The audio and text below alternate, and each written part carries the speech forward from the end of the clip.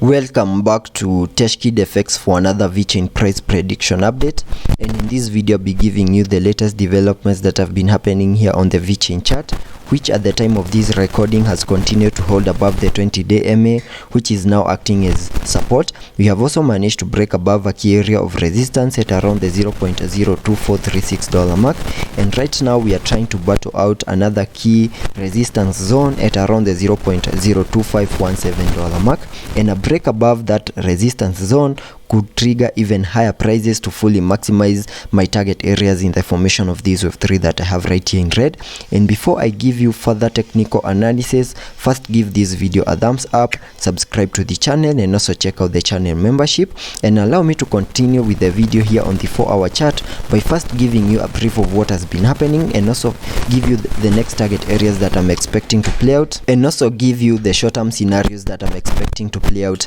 here on the Vechain chart, where you can see that after making our lower low at around the $0.015 mark, we started a very nice bounce to the upside, where you can see that I have this 5-wave structure having the wave 5 making its peak at around the $0.02182 mark, and also completed a larger Elliot wave count one that I have right here in yellow. And after seeing the formation of that first wave to the upside, whatever we expected next is a corrective structure in the formation of a larger Elliot wave count 2, where we saw this ABC corrective structure having the wave C fully maximizing the formation of that wave 2. And after seeing the low for that second wave, whatever we expect next is a bounce to the upside in the formation of a larger Elliot wave count 3, and I believe that is what is playing out here on the Vechain chart. And because a larger Elliot wave count 3 to the upside is an impulsive wave, we also expect to see a 5-wave structure in formation within the formation of that wave 3, and I believe that is what is playing out, where you can see that I have this Elliot wave structure in red having that as the first wave. Then you have also seen the formation of this wave 2,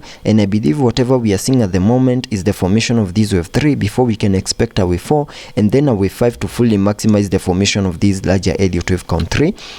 And getting a little bit into the details of the formation of this Elliot wave structure that I have right here in red, so that I can give you the short-term scenarios that I'm expecting to play out. You can see that after making our low for that first wave, we saw that bounce to the upside, making the high for the wave 1. Then we have seen a corrective structure in the formation of this wave 2, and getting to show you that this second wave has done the minimum that we expect a second wave to do by connecting the Fibonacci's from the low of the first wave to the high of that wave 1. That gives me a minimum retracement area in the formation of that wave 2 between the fib level 0.382 and the fib level 0.618, which is a target area that we have fully maximized. And after seeing the low for that second wave, we have started this bounce to the upside in what I'm terming as the formation of that wave 3, and by first sketching out a minimum target area to the upside in the formation of this wave 3 using a trend based Fibonacci, connecting it from the low of the first wave to the high of that wave 1, then dragging the fibs to the low of the second wave. That gives me a minimum target area to the upside in the formation of that wave 3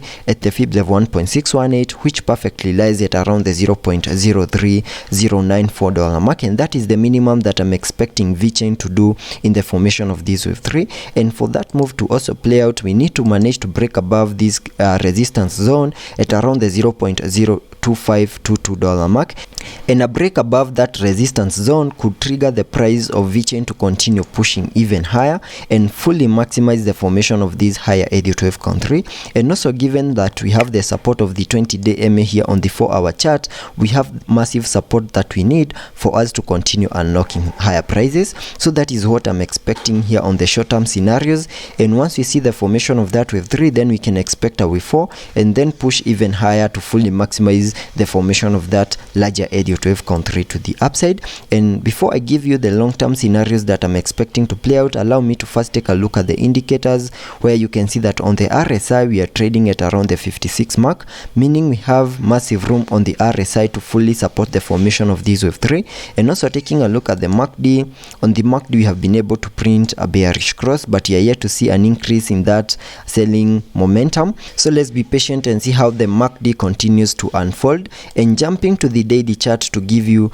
the long-term scenarios that I'm expecting to play out. Here on the daily chart, you can see that I have this Elliot wave structure in red, where you can see that Vechain, from these low prices that we had been trading within, we saw a very nice bounce to the upside, making it to an all-time high at around the $0.28 mark, in what I'm terming as the formation of that first wave to the upside. And after seeing the all-time high, we started the bear market, where we had been seeing lower prices in this ABC corrective structure, which has now taken us back to around the $0.009 mark, in what I'm terming as the formation of that second wave. And after seeing the low for that wave 2, whatever we expect next is a bounce to the upside in the formation of a larger Elliot wave con 3. And here on the daily chart, I have a target area in the formation of that wave 3 at the fib level 1.618,